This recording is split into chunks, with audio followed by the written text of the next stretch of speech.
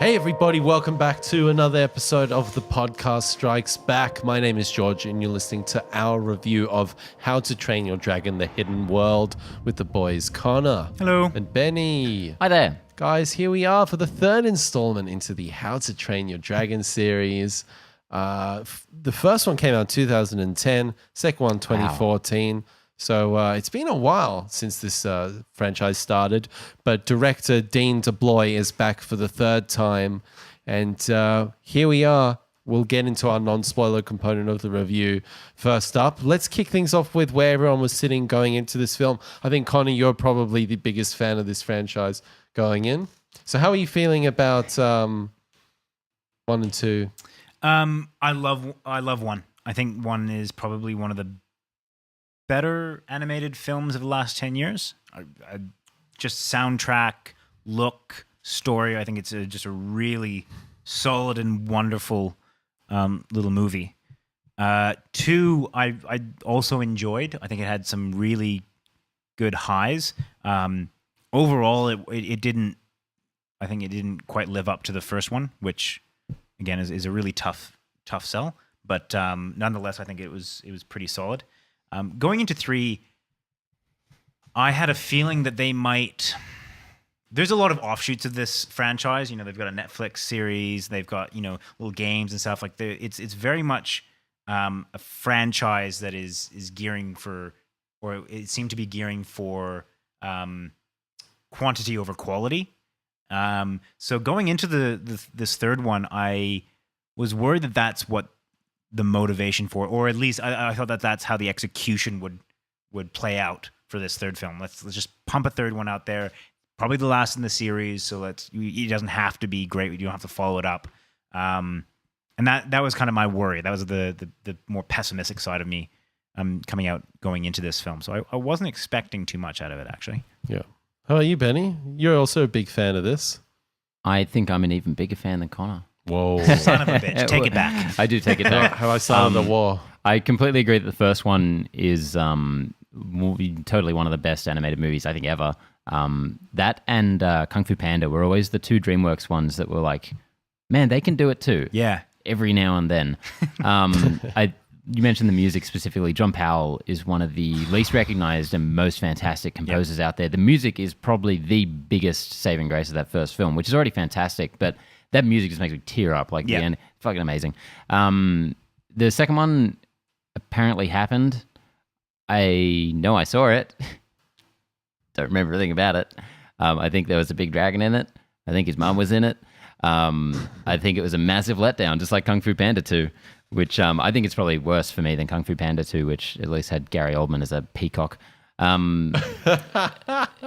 So that was a real bummer. That's when both of those franchises sort of died for me. That was when I was like, oh, that's done. Like, we'll have that one. Well, there's one that's great. It's never going to be an amazing, Toy Story 1, 2, 3 knockout punch. Like, there may be more. I'll probably go see them.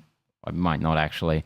But at least there's this one perfectly contained little thing. Yeah. So I remember we've talked about the trailers for this movie on the lead up to its release. I don't remember anything about them.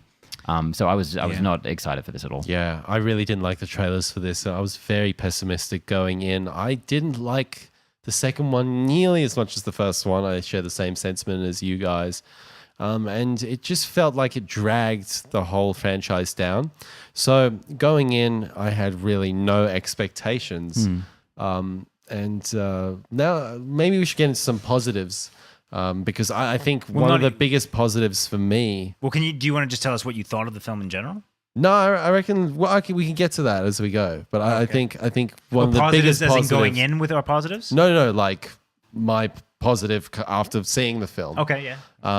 This is a gorgeous film. Like this is absolutely stunning. And coming back and putting the first one on Netflix. Wow, it's amazing how much the tech and the precision and the rendering in 9-10 years, how much it is improved. I just thought this was absolutely. I was so unbelievably impressed. Roger Deakins, the greatest cinematographer of all time, was a consultant on the film. as he was with Wall-E. I don't know if he was on the first two, but I wouldn't be surprised. Yeah, stunningly gorgeous film. I think visually this is the best out of all three.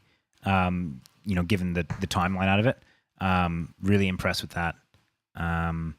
So that's certainly one positive. I think another positive is, again, the music. Again, spot on. Powell again. So, I mean, how would it not be? I thought the main theme was so sparingly used that it hurt the film for me.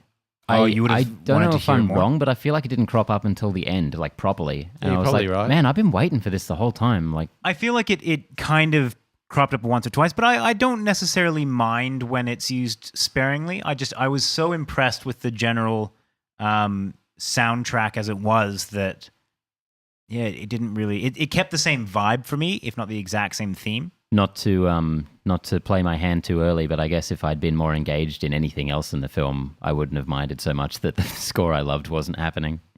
Yeah, fair call. I gotta say, I was very impressed with I was very impressed that they didn't overstuff this film. I thought that they had a few really nice moments where they took the time to sort of let the scene play out. I think when Toothless first sees the little white dragon, like that's a 5-6 minute scene, and they let it go. And there's another scene where one of the twins is locked up and she's talking. I know they do that scene for comedic effect, but it kind of goes on a little bit. And I think this film, it felt like quite nicely and evenly paced. And by the end, it whisks by, and you get to the end, and you're like, wow, that was a really, really tight, solid narrative. And I think that's one of the strengths of the first one that was lost on the second one, which is the first one took time to build scenes really effectively. I mean, if you just think about the whole, his whole first interaction with Toothless and that kind of being in that little ring, I mean, that's a very slow scene. Like there's a couple of things that happen in it, but generally it's just them getting to very slowly get to know each other. Very simple, almost like fairy tale like story. Like they didn't feel the need to throw too much into it. Yeah, and I think that they really did that well in this third one as well. I think it was a little bit hindered by the fact that it almost by necessity had a bit more of a complicated plot. I think the first one was very simple in its execution and simple in its idea, and so it was easier to avoid that complication. I think this one, just by necessity, needed a little bit more backstory and stuff. So I think it might have hindered it a little bit. Can I just talk about, I guess, another positive? Because I'll play my hand a little bit early. I overall, relatively positive. But I really enjoyed this. Yeah. One of my biggest fears about this was that the villain and the overall plot seemed to almost mirror exactly the second one. That was something I was just like, are they just repeating someone having a dragon army and going around this? And luckily for me, I don't remember the second one. There you go. But I think it almost would have been better for you if you had remembered it, because it was something that I was worried about going in, and I quite enjoyed the fact that it wasn't that. It subverted this kind of basic storyline, or not even basic story, but kind of predictable storyline, just enough that I was like, oh, this does really feel like a new story or a kind of an interesting chapter in this overall arc. I liked what they did with the villain in this, and I really liked how it played out. Yeah, I like the morals and ethics it brings in terms of animals, cruelty to animals. I think there's a theme running through there. And I like the through line this series has in terms of empathy, and it's got a lot of heart to it, which I really enjoy. It was by far a better commentary on animal cruelty than Jurassic World was. This is definitely my number 2 in the series. This is a definite improvement from number 2. I'm just not qualified to make that call. I feel like you really didn't. You didn't dig this one. Did you not enjoy this? Maybe let's talk about some negatives. I don't remember the second one at all, and I'm sorry to say, 2 days from now, I'm not going to remember this one at all either. I love that first one, and I wish this could be something that blew me away, but I just wasn't really engaging with anything that it was doing.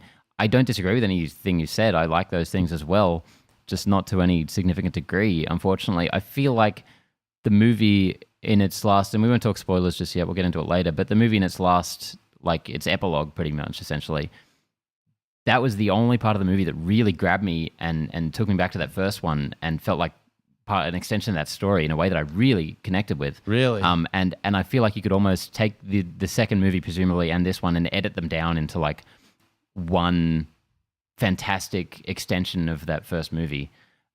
What I really appreciate about these films, if I can just say something positive, is that I love an animated series, a series for kids that's not afraid to progress, to do a time jump, which happens in each film, to have these characters grow up with their audience. Yeah. Which is something that, say, Incredibles refused to do, and that really hurt that film for me because you come in, hats off. Hats fucking off for them 15 doing that. years later, and Jack Jack's still a baby. Sad if they were just 3 stories set in the same place that felt like they hadn't really progressed anywhere. That that would be really, I think, unfortunate. I think you're right that this. Yeah, I think that's a succeeded good because- observation. Yeah, like I love those memes going around that show Hiccup when he was young in the first one, and then Hiccup in this one with a big beard. Yeah. And they have Captain America as like they go around that as well. It's like, Hiccup done good.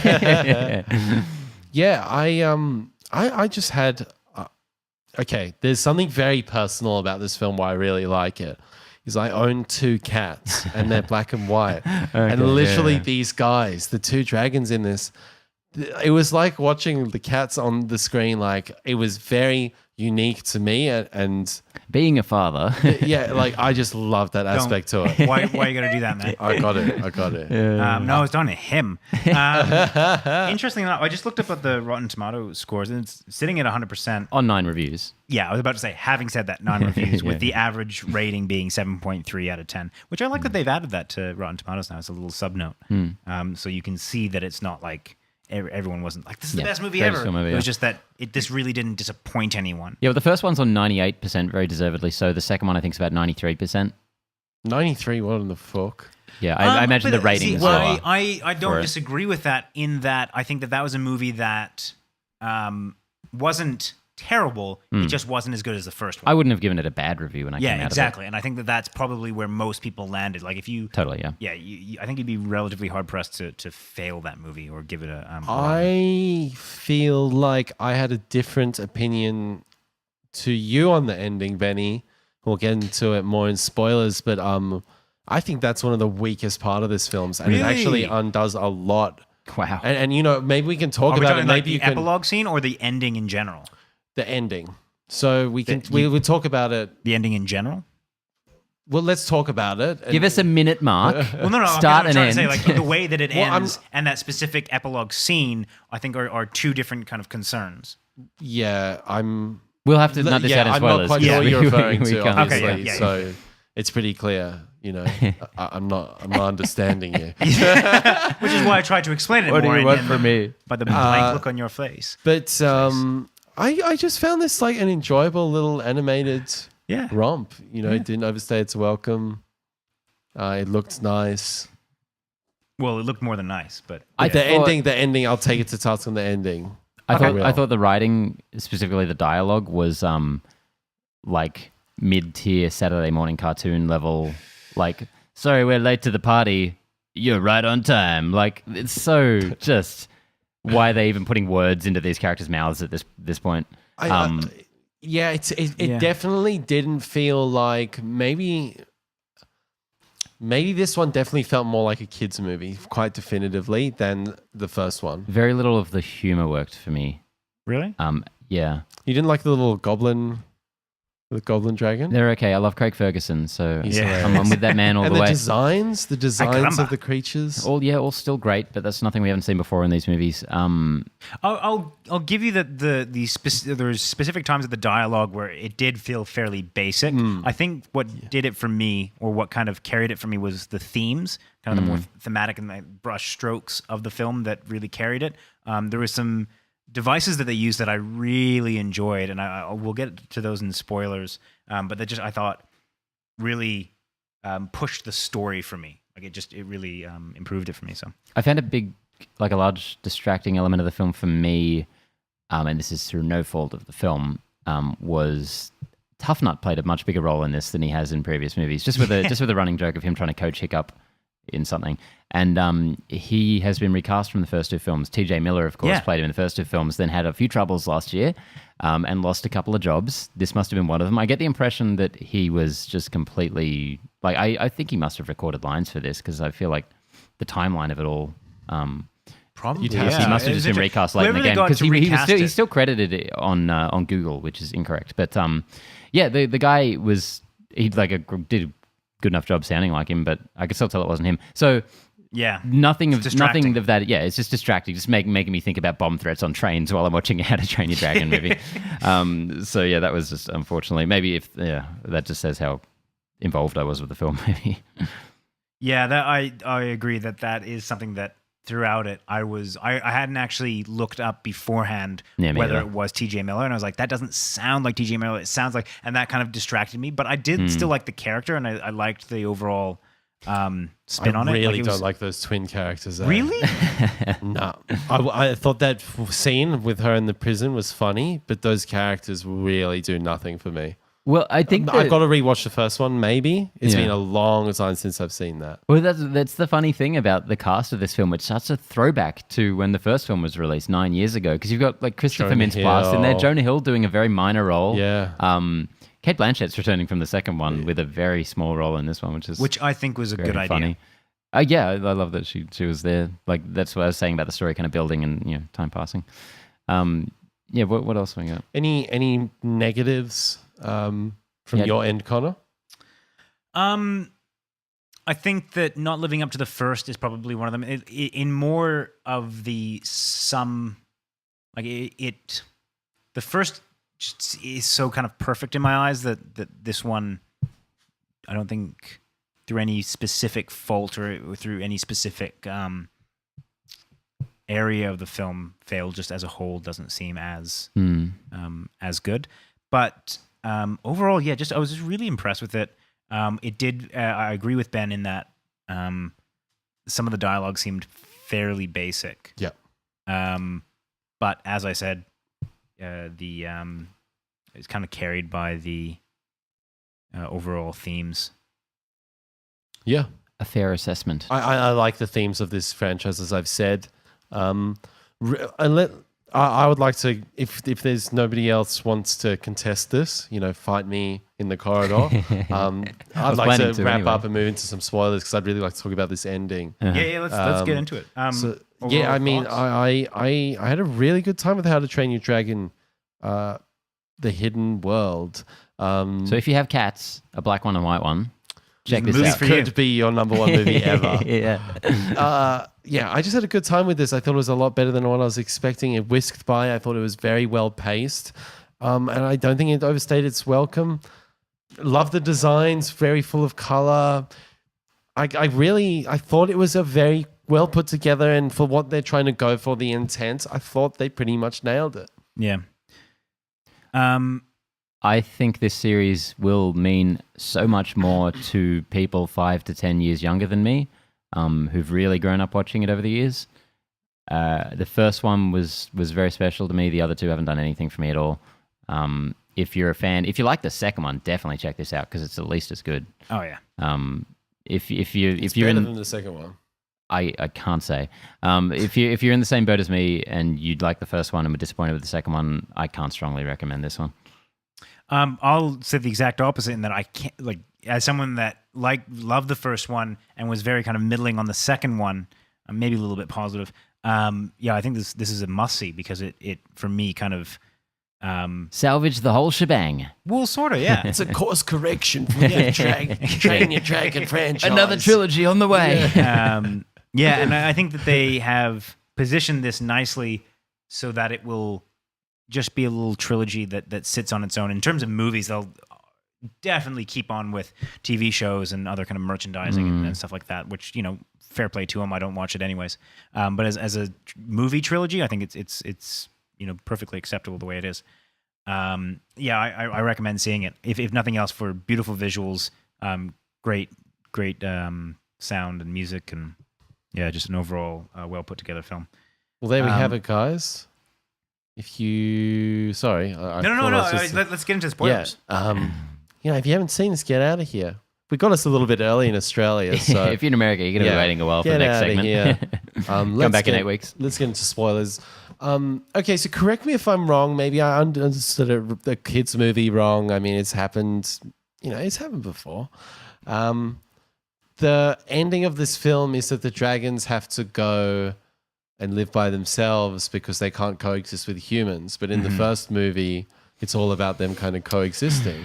So and I feel like it really undid that. And I felt like, oh, wow, actually, so they can't coexist. Yeah. I kind of loved it in the sense that that it was I felt like it was a kind of a beautiful closing off to it, in that here's a village, a relatively small village, that was able to find something beautiful, but the rest of the world was so, I guess, basically ignorant that they tried to stamp out that something beautiful. And Hiccup's greatest thing was that he had found this place in this world, somewhere that he felt that he was valued and that he derived value from, and he had to let that go in order for that to survive and that to be beautiful. I think that it came down to the fact that they can coexist in very specific situations, but if he really wants them to be free, it's not about coexisting, it's about loving something enough to let it be free. Which I thought was a really lovely way to cap it off. And I was really impressed that they were brave enough to essentially do that, to say that, they're not going to the hidden world, they're just going to let the dragons go and do their own thing, and that he's no longer going to be valued by his association with I mean, that's Toothless. interesting, and that makes sense. But I guess my counter to that is like, oh, we can't engage in discussion, we can't engage in education. The message of the film is more we have to bend to these people and actually relinquish the things that we love and sever the ties, rather than engaging in dialogue or something to that effect. But I think the whole purpose of maybe the second film, and again in this one, is that it's the world is not in a position where it is ready. And I mean, without getting too kind of stuck into the real world or how closely it mirrors, is lessons are contextual, and there are lessons that we can have now and discussions that we can have now that just wouldn't have worked 500 years ago, through technology, through just societal progression.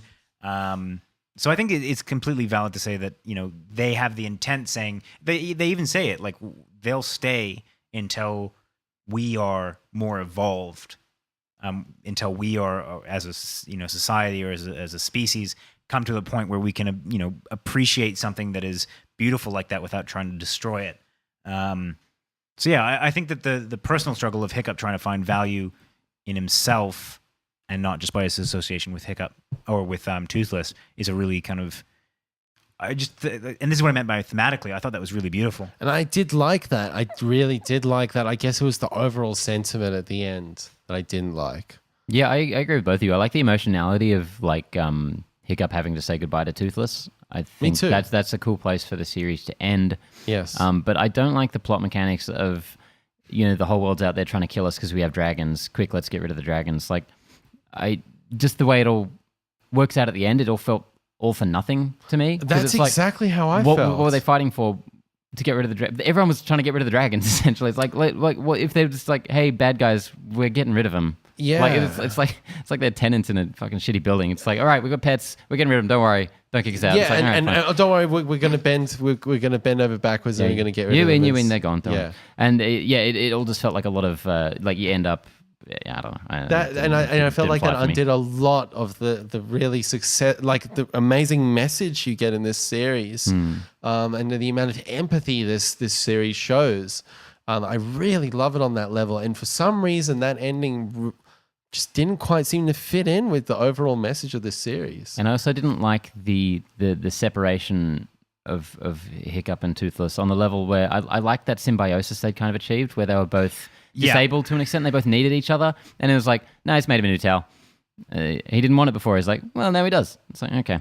I really that was such a beautiful thing about that relationship, and such a shocking and beautiful ending to that first one when he loses his foot, and they're of a pair like that.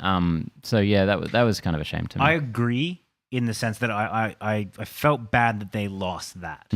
That felt like a bit of a quick. Oh, by the way, I can create this, wing for you that solves all the problems in the beautiful symbiosis that we had before. that did irk me a little bit. But having said that, I do still stand by the fact that I think that this is a unique and kind of bold way to go with the series, and that I thought it would have been too easy for them to just all go to the new world. And I think it's more of a realistic kind of ending. I wouldn't have liked either of those endings. And, but carry on. I think the it's also- separation worked within Toothless and Hiccup, and if one day if they could have found out a better way to do that rather than say how they went about it. I wonder if there was something else. Toothless got to get some. All right? So He's got some you're out of here. fun way. I don't like that. I don't like. man. I don't like that element of this film at all. I don't. Just the whole introducing, a parallel or an opposite of this character we already have, and then that's the whole, and just the whole animal mating stuff. It just made me a little I uncomfortable. loved it, man. I was I kind of thought it was cute. I like the funny stuff, like the dancing around and all that. That was cute. But, and I love the design. I think they made these. What are they called? Nighthawks. Night Furies? To take a line from the film where he says, just use your toothless card and color it white. I would say I don't like the design that much. Like it's just toothless. No, look. Oh, it's white. Sorry, Look, fuck. yeah, see, We there missed you that. go. Yeah. And blue eyes and stumpier ears. No, I think they made enough little tweaks to it to make her more feminine, and I don't know. I guess it comes back to the cats for me, And the whole invisibility thing felt a bit underutilized. What's this here? It wasn't really there for much. Did you like the baby Night Furies at the end? Oh, cute, yeah. Well, black and white ones. Yeah. Yeah, I'll clarify when you the were talking epilogue. Right, yeah. So that's what I was saying. Like, did you not like the Gotcha. fact that they separated, like the overall ending, like that, or did you not like the specific? No, I liked the epilogue. Okay, Cool, yeah, all right, cool, that's cool. what I was Yeah, asking. liked the that's epilogue. what I thought was a really bold choice for this series that I did not see coming, where they essentially set it in the real world. Like the narration at the end is like, dragons, some people think they don't exist because they're gone now. But and it's because the movie always felt very fairy tale. The first one, very distinct from our world because there's dragons everywhere. But this one's like the dragons, they existed, they're gone. Yeah. Because we suck. Which I kind of liked. And then again, I think that's a valuable lesson in that. And this That's is the why one thing that kind of sells the lesson is like, you could have dragons if you weren't such a piece of shit. Well, pretty much. Fuck, And all right. that's why I think that it's not necessarily the sense of bending the knee. I think it throws a lot of commentary on the fact that we shouldn't have a lot of the luxuries that we have, or we shouldn't be able to do a lot of the things that we do if we can't take care of what we have. And I think that's. I mean, I don't think it negates the lesson in the first. I think it adds to it. I mean, they had something beautiful, but because we as a species can't seem to have something beautiful without stamping it out, then we can't just hold on to that. I don't know. I think it just felt right to me, and I did love how it kind of flowed into real world. I think maybe if the piece was a little less cartoony and for a mass audience or children, that could be a really interesting theme. But I think within the framework, of this, it just seems to be quite I don't know. It seems to almost like have a darkness to it that I liked that. I liked the fact that there was a bit and dark. normally I would like a darker theme. You know me. The darker it is, the happier I am. The fatter the breakdown is. But I wanted maybe something a little lighter, or for whatever reason it didn't quite work. I'll give another negative for me was the running gag of what's his face liking his mom. Oh yeah. Didn't quite. Not something. Yeah, it didn't Jonah Hill. quite land for me, that running joke. No, and it ended on the worst note of all, which where the mum is likes him back. Yeah, no, I wasn't sure where they were going with that. Hey, Hiccup, here's your new dad. It's Jonah Hill. Yeah, that didn't quite land for me. Everything Was else that? Did I read the credits right? Was that Kit Harington as the guy from the second one? Yeah. Yeah. Don't put Kit Harington in voice roles. Why? He has no charisma. He's all the Game of Thrones actors, man. They kind of suck. Except like the like old character actors. They're cool. We don't need to get into this, but Wow, there's not a lot. So I'm not. Well, I disagree with you, but okay. fair enough. Sophie Turner is abysmal. Okay. Yeah, that joke didn't land. One device that they used that I really liked was the throwbacks to him as a kid with Stoic. Oh, That Gerard really Butler. got me. Like I don't know why, but I if you had told me that was going to Jared. happen, if you had told me that was going to happen before I watched the film, I'm like, fuck you. That sounds terrible. Watching it, I was really sold on it. I thought it was a beautiful way to incorporate kind of a parallel lesson within the whole thing. I remember just looking at those being like, this is really well done. I don't disagree with that, what you said at all, but you've just reminded me of the part of this movie that just reminds me of like Spider-Man 3 with using those flashbacks to retcon the series, where not a full retcon, but where they just There was a line. There's a hidden world that is going to become very important in this right now for you. Yeah. With something that's never been a part of this story before, and suddenly it's like the most important thing. That I was like, less okay. egregious than the comment that Stoic. This is the one part that I didn't like about those flashbacks. He made a comment about there's a place where humans and dragons won't have to fight anymore, and it made it sound as though his goal was to not it's fight. That's not stoic. No, I mean, like, the whole point was that he was the most. he loves like, fucking up a loved dragon. killing dragons, and he wanted to go to that place and kill the dragons, not have stop fighting. That would have been a dragons. Like, that much was the better way to whole plan. introduce that. Yeah. That was weird. Yeah, that comment is the one that bothered me, because that was a retcon. I felt like it was like they were trying to, Totally. and it did lessen the lesson that he learned in the first and second one, which is that, or I mean, really the first one is that dragons can be friends, and that was such a great kind of 180 on his thinking. So I don't know why they put that in there. Well, I kind of know why they put that in there, but I am disappointed that they did. But I didn't mind the retconning of the hidden world. I just felt like that was a plot device, and it was just kind of like there probably isn't a better way to have done that. Yeah. Anything else, gents? This movie's already slipping away from my memory, so I think we're gonna have to wrap it up. Well, there we have it, guys. How to Train Your Dragon: The Hidden World. Probably the final one we'll see. Maybe not. Toy Story 4's coming, so what the hell do I know? Anyway, we'll be back next week with a very nice review of Glass. It's going to be a lot of fun. I'm really excited to talk about that. Me too. Really excited. And we'll be there with the boys Connor, Bye. Benny, See ya. Yay.